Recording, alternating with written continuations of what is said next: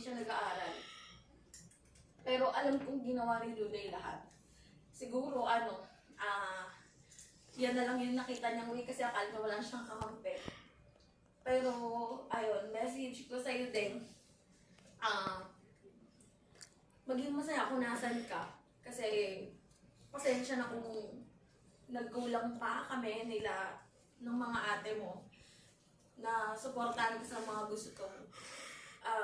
Kasi kailan ba? Nung isang araw, nagkaramdam siya sa akin. Like, nataranta ako kasi nasa kwarto ko, tapos narinig ko umiiyak sa CR namin. Hindi ko alam anong ibig sabihin nun, kung ano pang gusto ni Duday sabihin sa akin, gano'n. Pero, Mamaya daw sabihin na. ayun na. Pero ayun din, pasensya ka na talaga kung napalayo ako sa'yo. Yung